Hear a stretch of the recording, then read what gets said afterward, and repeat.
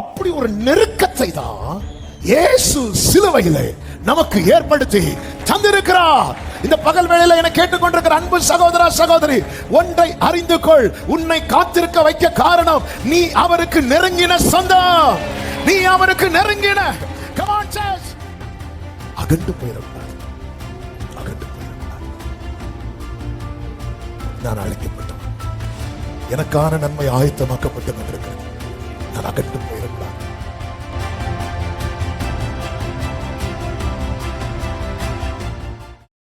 ஆமென். ஹல்லேலூயா. வேதத்தை எடுத்துக்கொள்ளும். ஏசாயா தீர்க்கதரிசன புஸ்தகம் 64வது அதிகாரம். ஏசாயா தீர்க்கதரிசன புஸ்தகம் 64வது அதிகாரத்தின் 4வது வசனத்தை வாசிக்க கேட்கலாம். தேவனே, உமக்கு காத்திருக்கிறவர்களுக்கு நீர் செய்பவைகளை நீரே அல்லாமல் உலக தோற்றம் முதற்கொண்டு ஒருவரும் கேட்டதும் இல்லை, செவியால் உணர்ந்ததும் இல்லை, அவைகளை கண்டதும் இல்லை. கரங்களை உயர்த்தி ஹல்லேலூயா. காத்திருக்கிறவர்களுக்கு என்று கர்த்தர் செய்கிறவைகள். தேவன் ஒரு நபரை காத்திருக்க வைத்திருக்கிறார் என்றால் அவர்களுக்கு தேவன் செய்ய போகிறது ஏதோ ஒரு சாதாரணமான காரியம் அல்ல. சத்தம் ஆமென் சொல்லுங்க. இதை அறிந்ததனால்தான் தாவீது சொல்லுகிறார் 31வது சங்கீதம் அதனுடைய 19வது வசனத்திலே, உமக்கு பயந்தவர்களுக்கும் மனுபுத்திரருக்கு முன்பாக உம்மை நம்புகிறவர்களுக்கும் நீர் உண்டு பண்ணி வைத்திருக்கிற உம்முடைய நன்மை எவ்வளவு பெரிதாயிருக்கிறது. ஹல்லேலூயா. எனவேதான் வேதம் சொல்லுகிறது, நெடுநாள் காத்திருத்தல் இருதயத்தை இளைக்க பண்ணும், விரும்பினது வரும்போது, சத்தமா சொல்லுங்க, ஜீவ விருட்சம் போல இருக்கும். ஆமென். ஜீவ விருட்சம். ஏதேனிலே வைக்கப்பட்ட கனிகளிலேயே மிகவும் விலையேற பெற்ற கனி எந்த கனி தெரியுமா? சத்தமா சொல்லுங்க, இன்னும் சத்தமா. ஜீவ விருட்சம். அந்த ஜீவ விருட்சத்தை கர்த்தர் வைத்திருப்பதே அவர்களுக்கு கொடுப்பதான். ஆனா எல்லா கனியையும் உடனே கொடுத்தார். ஜீவ விருட்சத்துக்கு மட்டும் வெயிட் பண்ண வைத்தார். அதுக்கு டெஸ்ட் எல்லாம் வைத்திருந்தார். அந்த டெஸ்ட் தான் என்ன கனி தெரியுமா? நன்மை தீமை அறியத்தக்க கனி. சாத்தான் உள்ள என்றாகிறான். மெதுவா என்றாகி, இதை புசிக்கிற நாளில் நீ சாகவே சாவாயின்னு கர்த்தர் சொன்னார்ல, அப்படிலாம் கிடையாது. நீ சாகவே சாக மாட்ட, சாகவே சாக மாட்டேன்னு சொல்லி அவன் எந்த கனியை காட்டியிருக்கணும் தெரியுமா? ஜீவ விருட்சத்தின் கனியை காட்டியிருக்கணும். சத்துரு ஒருபோதும் அவன் இன்பமாய் பேசுவான், ஆனால் ஒருபோதும் அவன் நன்மையை காண்பித்து தரவே மாட்டான். என் ஆண்டவர் பேசும்போது சில நேரத்தில் கடினமா இருக்கலாம். ஆமே, கடிந்து கொள்வது போல இருக்கலாம். ஆனால் நமக்காய் கர்த்தர் ஆயத்தம் பண்ணி வைத்திருப்பது நன்மை மட்டுமே. ஆமேன் சொல்லுங்க பார்க்கலாம். எனவேதான் புதிய ஏற்பாட்டிலே அது சொல்லப்பட்டிருக்கிறது, ஜெயம் கொள்ளுகிறவன் அவனோ அவனுக்கு பரதேசின் மத்தியில் இருக்கிற ஜீவ விருட்சத்தின் கனியை புசிக்க கொடுத்து. அவன் தேவன் காத்திருக்க வைக்கிறது எதுக்கு தெரியுமா? ஜெயிக்கிறதுக்கு. சத்தமா ஆமேன் சொல்லுங்க பார்க்கலாம். ஆமென். காத்திருக்க தேவ பிள்ளைகள் விசேஷமாய் கர்த்தரிடத்திலிருந்து கர்த்தர் ஆயத்தம் பண்ணினவைகளை காண காத்திருக்கிறவர்கள், ஆமென், கவனத்திற்கு 5 காரியங்களை ரூத்தின் புஸ்தகத்திலிருந்து உங்கள் மத்தியிலே வைத்து ஜெபிக்கும்படி விரும்புகிறேன். கர்த்தர் உங்களை ஆசீர்வதிப்பாராக. ரூத்தின் புஸ்தகம் 3வது அதிகாரம் அதனுடைய 1வது வசனத்திலே நகோமி ரூத்தை பார்த்து இப்படி சொல்லுகிறார்கள். பின்பு அவள் மாமியாகிய நகோமி அவளை நோக்கி, என் மகளே, நீ சுகமாய் வாழ்ந்திருக்கும்படி நான் உனக்கு சௌக்கியத்தை தேடாதிருப்பேனோ? நீ சுகமாய் வாழ்ந்திருக்கும்படிக்கு நான் உனக்கு சௌக்கியத்தை தேடாதிருப்பான். இந்த சுகமாய் வாழ்ந்திருக்கும்படி, அந்த நிறைவான நன்மைக்காக காத்திருக்கிற சபையை நீ கவனிக்க வேண்டிய 5 காரியங்கள். 1, அறிந்து கொள்ளுங்கள். அந்த 5 நான் சொல்லிறேன், அதுக்கப்புறம் எதை பேசணுமோ அதை நான் பேச. 1, அறிந்து கொள்ளுங்கள். 2, ஆயத்தமாகுங்கள். 3, அகன்று போகாதிருங்கள். 4, அர்ப்பணியுங்கள். 5 அடங்கி இருங்கள். அறிந்து கொள்ளுங்கள். என்ன அறிந்து கொள்ள வேண்டும்? எதை அறிந்து கொள்ள வேண்டும்? இந்த சம்பவம் நமக்கு நிறைய தெரியும். அதனால நான் ரொம்ப சம்பவத்துக்குள்ள போகாம அந்த வார்த்தைக்குள்ளே செல்ல விரும்புகிறேன். தேவைப்படுகிற இடத்துல மட்டும் இந்த சம்பவத்தை டச் பண்றேன். 2வது அதிகாரம் அதனுடைய 20வது வசனத்திலே இப்படி சொல்லப்பட்டிருக்கிறது. அப்பொழுது நகோமி, அதாவது ரூத்து போவாசுடைய வயல் நிலத்துக்கு போறாங்க. தற்செயலாய் நகோமி சொல்லி போனதல்ல, நகோமி கிட்ட கேட்டுட்டு ரூத்து போறாங்க. போயிட்டு அங்க கதிரெல்லாம் போவாசை மீட் பண்றாங்க. போவாஸ் கதிரெல்லாம் சிந்த விடுறாரு, அதெல்லாம் வாங்குறாங்க. அந்த வேலைக்காரர்களோட பந்தியில உட்கார்ந்து இருக்கிறாங்க. எல்லாம் இதெல்லாம் அந்த திரும்ப மீதம் எடுத்த கதிரெல்லாம் வீட்டில் கொண்டு வந்து நகோமிக்கு கொடுத்து விட்டு இப்படி போன காரியத்தை எல்லாம் இந்த ரூத் வந்து நகோமிக்கு எக்ஸ்பிளைன் பண்றாங்க. சொல்லும் போது நகோமி சொல்லுகிற வார்த்தையை கேளுங்கள். உயிரோடு இருக்கிறவர்களுக்கும் மரித்தவர்களுக்கும் தயவு செய்கிற கர்த்தராலே அவன் ஆசீர்வதிக்கப்படுவானாக என்றார்.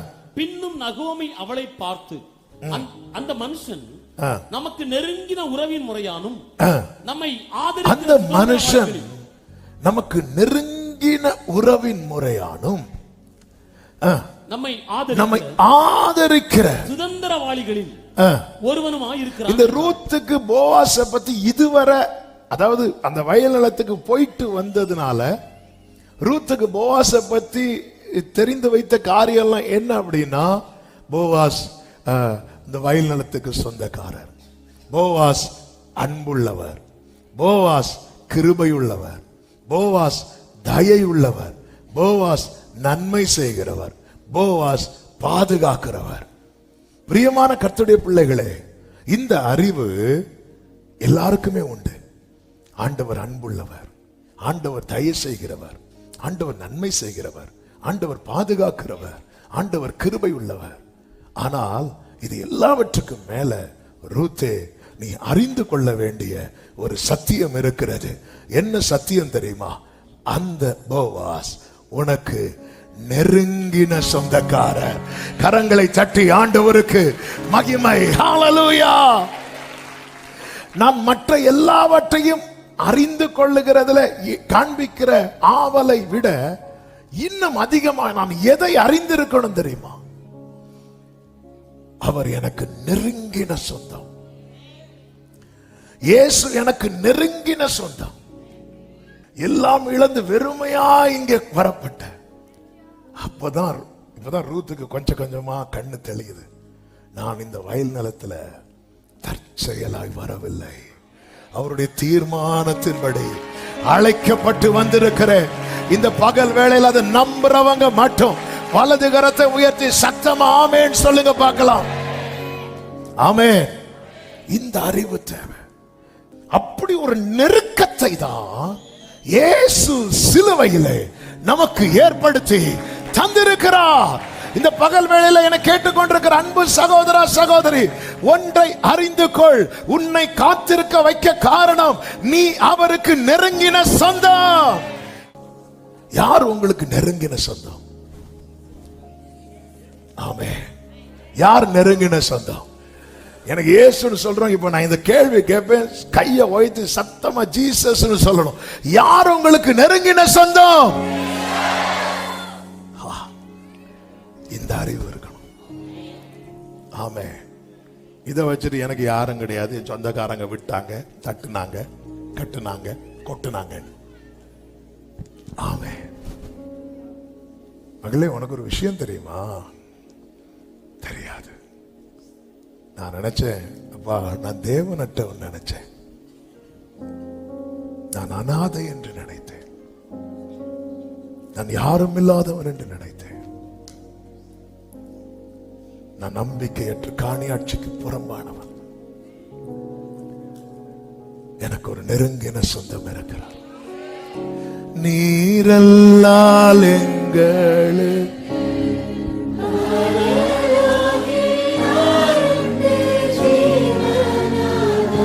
ஆமே நீரல்ல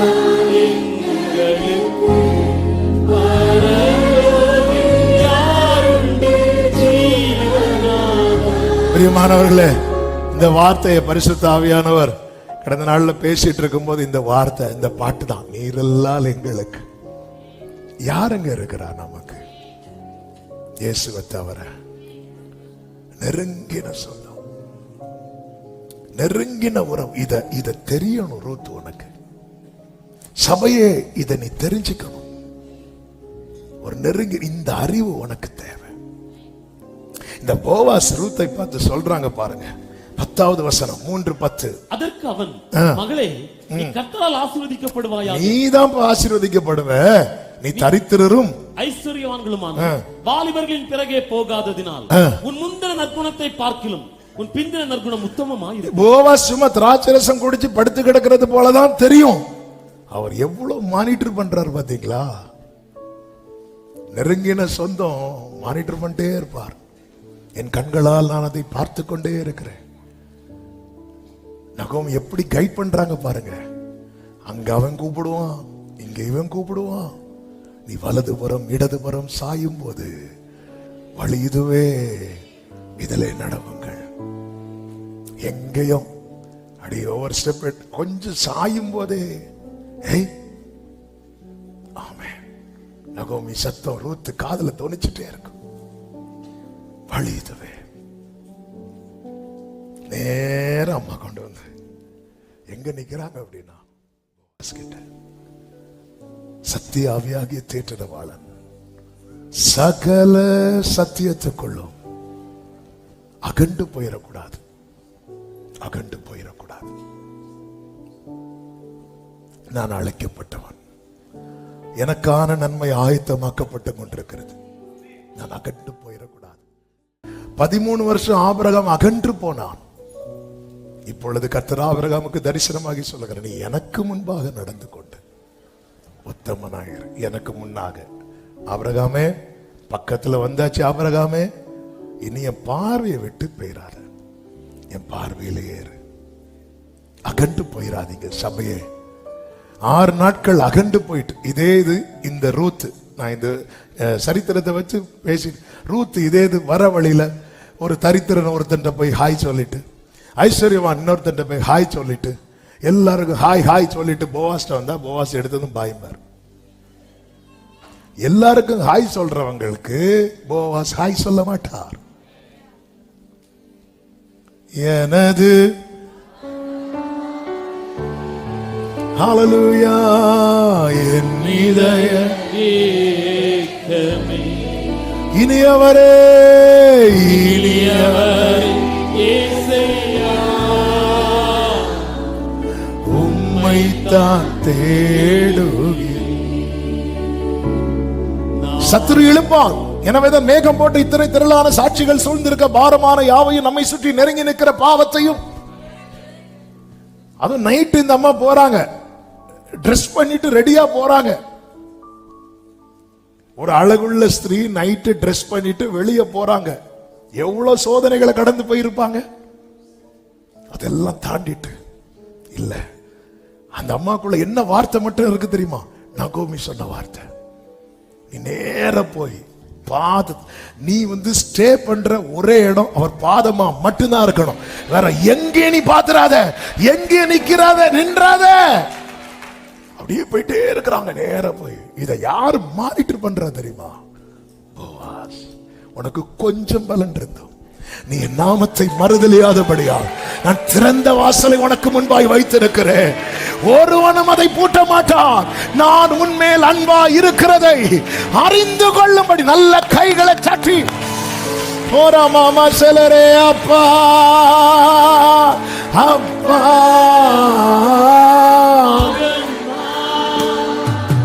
மகள் நான் அப்பா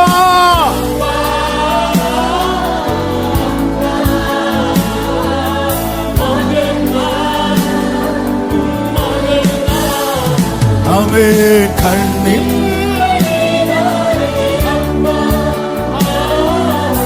ஹல்லேலூயா. நம்ம ஆலயத்துக்கு வர வழியில எத்தனை பேருக்கு ஹாய் சொல்லிட்டு வந்தோம்? 9-10 மணிக்கு வரணும்னா புறப்பட்டது. ஒரு ஹாய் சொன்னதுல 10:15 ஆயிட்டு. 2வது ஹாயில 10:30, 3வது ஹாயில 11. கடைசியில 12:30 வந்து எதுக்கு அப்பத்தை போடுது. ஆமென். இல்ல, பைபிள்ல சொல்லப்பட்டிருக்கல, நீ தேவாலயத்துக்கு போகும்போது உன் நடையை காத்துக்கொள், துன்மார்க்கருடைய ஆலோசனையில் நடக்காத, பாவிகளுடைய வழியில நில்லாதே, பரியாசக்காரர் உட்காரும் இடத்துல உட்காராதே. நம்ம காதுகள் ஹோலி ஸ்பிரிட் சத்தத்தை மேற்கொள்ளுகிற எந்த சத்தம் யார் மூலமா வந்தாலும் அது அந்நிய சத்தம். எனக்குள்ள அபிஷேகம் பெற்ற தேவ பிள்ளைங்க, ரட்சிக்கப்பட்ட தேவ பிள்ளைங்க, ரட்சிக்கப்பட்டனாலே எனக்கு மேல யார் அசைவாடி இருக்கிறார் அர்த்தம் தெரியுமா? ஆவியான அவர் அசைவாடுற இடத்துல வெளிச்சம் உண்டாகும், இருள் விலகும். என் வாழ்க்கையில இந்த சத்தம் நஷ்டப்படுறதுக்கு காரணம் என்ன? அநேக அந்நிய சத்தங்கள் கேட்டதால. ஆமென். அவர் பேசுவார். அகன்று போகாதிருங்கள். 4 அர்ப்பணியுங்கள். 3வது அதிகாரம் 8-9 வசனங்களை வாசிங்கள். பாதி ராத்திரியிலே அந்த மனுஷன் அருண்டு திரும்பி ஒரு ஸ்திரீ தன் பாதத்தண்டையிலே படுத்திருக்கிறதை கண்டு, நீ யார் என்று கேட்டான். அவள், நான் உம்முடைய அடியாளாகிய ரூத், நீர் உம்முடைய அடியாள் மேல் உம்முடைய போர்வை விரியும், நீர் சுதந்திரவாளி என்றார். ஆமென். அர்ப்பணிப்புன்னா என்ன தெரியுமா? எனக்கு என்ன செய்வீங்க என்றல்ல, என்ன வேணாலும் செய்யுங்க. இதுதான் உண்மையான அர்ப்பணிப்பு. அவர் சொல்றார், நீர் சுதந்திரவாளி. நீரும் சுதந்திரவாளி அப்படி சொல்லல, நீர். நகோமி ரூத் எப்படி சொல்லி கொடுப்பாங்க தெரியுமா? ஒரு விஷயம் கூட 2:20 வாசிங்க. நகோமி தன் மருமகளை பார்த்து, உயிரோடு இருக்கிறவர்களுக்கும் மரித்தவர்களுக்கும் தயவு செய்கிற. 2வது பகுதி, அந்த மனுஷன் நமக்கு நெருங்கின உறவின் முறையானும் நம்மை ஆதரிக்கிற சுதந்திரவாளிகளில் ஒருவனுமாயிருக்கிறான். அப்போ ரூத் என்ன சொல்லி இருக்கணும்? சுதந்திரவாளிகளில் நீரும் நீங்க மட்டும்தான். ஹல்லேலூயா, ஹல்லேலூயா. இதுதான் மணவாட்டியுடைய குவாலிட்டி. ஜெபிக்க கற்றுக் கொடுக்க சீஷர்கள் கேட்கும் போது, இயேசு ஜெபிக்க சொல்லிக் கொடுக்கும் போது ஒரு சிநேகிதனை வைத்து சொல்லுகிறார். லூக்கா 11வது அதிகாரம் 5 முதல். அதிலே ஒரு சிநேகிதன் தன் சிநேகிதனிடத்தில் பாதி ராத்திரியில ஓடி போய் கதவை தட்டி, என் சிநேகிதன் ஒருவன் வழிப்பிரயாணமாய் வந்திருக்கிறான், அவனுக்கு வைக்கிறதுக்கு என்கிட்ட அப்பம் இல்லை, நீர் 3 அப்பங்களை எனக்கு கடனாய் தர வேண்டும் என்று கேட்க, உள்ளே இருக்கிற சிநேகிதன் இப்பொழுது தரக்கூடாது என்று சொல்லுகிறார். அதை கேட்டதும் வெளியே இருக்கிறவன் தட்டுறது நிறுத்தல, அவன் தட்டி கொண்டே இருக்கிறான். இப்போ வெளியே தட்டி கொண்டிருக்கிற சேகரத்துல போய் நம்ம இன்டர்வியூ எடுக்கலாமா? அவன், நாங்க நாகர்கோவில் FGPCல இருந்து வந்திருக்கிறோம், நீங்க ஏன் இன்னும் போகாம தட்டிட்டே இருக்கிறீங்க அப்படின்னு கேட்டா அவன் என்ன சொல்லுவான் தெரியுமா? எனக்கு தட்டுறதுக்கு வேற வாசல் இல்ல, இருந்தாலும் நான் அதை விரும்பவில்லை. சுதந்திரவாளிகள் ஒருவர், இங்கேயும் ஒரு கும்பிடு, அங்கேயும் ஒரு இல்ல. நீர் சுதந்திரவாளி. இந்த முழுமையான அர்ப்பணிப்பு நீங்க மட்டும்தான். எனக்கு ஆண்டவர் ஒருத்தர் மட்டும்தான், என் ஆண்டவராகிய இயேசு கிறிஸ்து ஒருவர் மட்டும்தான். ஆமென்.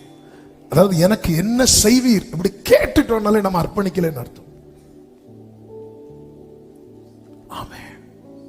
என்ன வேணாலும் செய்யுங்கப்பா. ஹல்லேலூயா. എന്റെ കഷ്ടങ്ങൾ ദൈവം തരുന്നതാ, എന്റെ പ്രാണനെ ഞാൻ ധ്യാനമാക്കുന്നു. പാടുക. എന്റെ കഷ്ടങ്ങൾ സ്വർഗീയ പിതാവേ, എന്റെ പ്രാണനെ ഞാൻ ധാന്യം, എന്നെ തകർത്തിടാം, എന്നെ തകർത്തിടാം, താതനിഷ്ടമെങ്കിൽ എന്നെ തകർത്തിടാം. തൻഹിതമെന്നിൽ സമ്പൂർണമാകട്ടെ, തൻഹിതമെന്നിൽ. എൻ ദൈവമേ, എൻ ദൈവമേ, നിന്നിഷ്ടം ചെയ്യുവാൻ വന്നിടുന്നേ ഞാൻ ഇന്നു മോദമാൻ എന്റെ ഇഷ്ടം ഒന്നും വേണ്ട പ്രിയവേ നിന്റെ ഇഷ്ടം ആമേൻ എന്റെ ഇഷ്ടം ഹല്ലേലൂയ ஈசாக்கு பலிபீடத்தில் கிடத்தப்படும் போது ஈசாக்கு கேட்கல அப்பா எங்க குத்த போறீங்க முதல்ல எங்க கத்தியை இறக்க போறீங்க முதல்ல எங்க வெட்ட ஒண்ணுமே கேட்கல அர்ப்பணிக்கிறவன் கேள்வி கேட்க மாட்டான் ஆமென் என்ன செய்வீங்கன்னு கேட்க மாட்டான் என்ன வேணாலும் செய்யுங்கப்பா அப்படி இயேசு பிதா கையில ஒப்பு கொடுக்க கர்த்தரோ அவரை நொறுக்க சித்தமாகி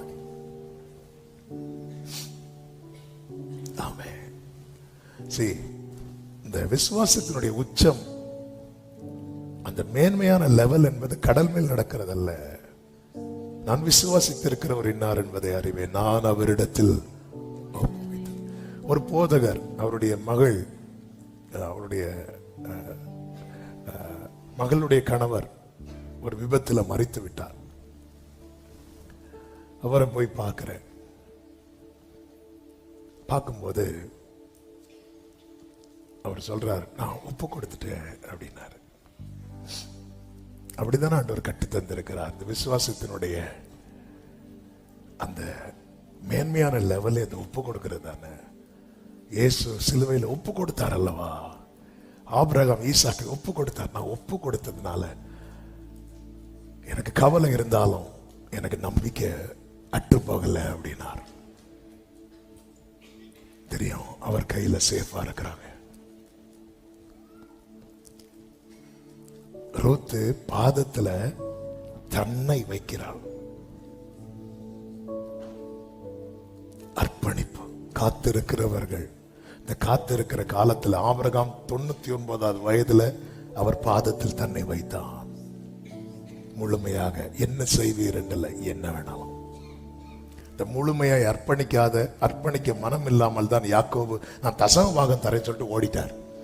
தசம பாகம்னா 10ல் 1 உங்களுக்கு, மீதி 9 எனக்கு. அந்த 1 நீங்க என்ன செய்யறீங்க நானும் கேட்க மாட்டேன். மீதி 9 நான் என்ன செய்யறேன்னு நீங்க. சண்டே நான் வரலன்னா கேளுங்க, மண்டே டு சாட்டர்டே நான் என்ன பண்றேன் நீங்க என்கிட்ட கேட்க கூடாது. இந்த பாதியை அர்ப்பணிக்கிறது. அதனாலதான் கர்த்தர் சொன்னார், எப்ராஹிம் திருப்பி போடாத. ஒரு பக்கம் நல்லா வெந்திருக்கு, இன்னொரு பக்கம் பார்த்தா திருப்பி போடாத. முழுமையா என்ன வேணாலும் செய்ய. இப்படி அர்ப்பணிக்கணும்னா நான் அவரை அவ்வளோ நம்பணும். நான் அவரை அவ்வளோ நம்பணும்னா நான் அவரை அவ்வளோ லவ் பண்ணணும். 2வது அதிகாரத்தில் அர்ப்பணிக்காத ரூத்து 3வது அதிகாரத்தில் அர்ப்பணிக்க காரணம் என்ன தெரியுமா? அவளுக்கு இப்பதான் தெரிய வருது அவர் எனக்கு யார் என்று. 5வதாக அடங்கி இருங்கள். 3வது அதிகாரம் 18வது வசனம். அப்பொழுது அவள், என் மகளே, இந்த காரியம் என்னமாய் முடியும் என்று நீ அறியும் மட்டும் பொறுத்திரு. அந்த மனுஷன் இன்றைக்கு இந்த காரியத்தை முடிக்கும் முன் இளைப்பாற மாட்டான் என்றார். நீ பொறுத்திரு, நீ அடங்கிரு. நீ அடங்கிரு, அவர் அடங்கி இருக்க மாட்டார். ஆகையால் ஏற்ற காலத்தில் அவர் உங்களை உயர்த்தும்படிக்கு அவருடைய பலத்த கைக்குள்ளே அடங்கி இருங்க. சில நேரத்தில் நமக்கு தோணும் எழும்பலாம், இல்ல அடங்கிரு. நமக்கு தெரியும் 4வது அதிகாரம் ரூத் சரித்திரம் தான். காத்திருக்கிறவர்களை தேவன் செய்பவைகளை யாருக்கும் தெரியாது. யாருக்காவது தெரியுமா இந்த போவாஸ் எடுத்து என்ன பண்ண போறாருன்னு? யாருக்கும் தெரியாது. நீ அடங்கிரு. 4வது அதிகாரத்துல ஆமென். 2வது அதிகாரத்துல போவாஸ் கேட்கிறார், இந்த ரூத் யார் அப்படின்னு. கண்காணியாரவன் சொல்லுகிறான், மோவாபிய ஸ்திரீ. 4வது அதிகாரத்துல ரூத் யாரோடு வைத்து பேசப்படுகிறாள் தெரியுமா? லேயாள் ராகேலோடு வைத்து பேசப்படுகிறாள். தேவன் உண்டு பண்ணி வைத்திருக்கிற நன்மை பெரியது. இந்த பகல் வேளையில நான் ஜெபிக்க விரும்புகிறேன். ஒரு முழுமையான அர்ப்பணிப்போடு தேவ சமூகத்தில் நம்மை விட்டு கொடுக்கலாமா? கண்களை மூடி, முழங்காற்படியிட முடிந்தால் முழங்காற்படியிட்டு I surrender all. I surrender all to thee, my all to thee, my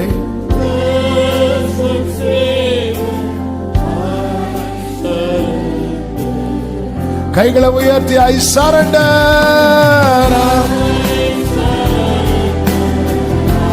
Ere mamro shekele mama tanoro.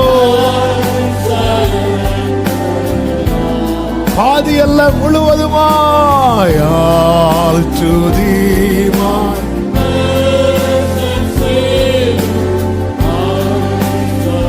ஒரு விசை தமிழ்ல பாடுவோம். அர்ப்பணிக்கிறேன்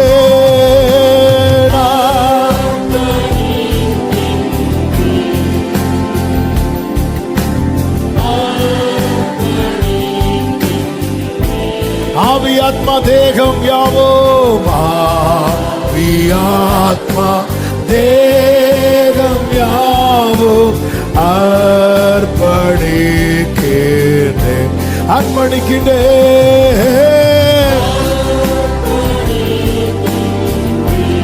முழுவதுமாய் முற்றிலுமாய். ரலஹமா ஷேகரே மமதனரா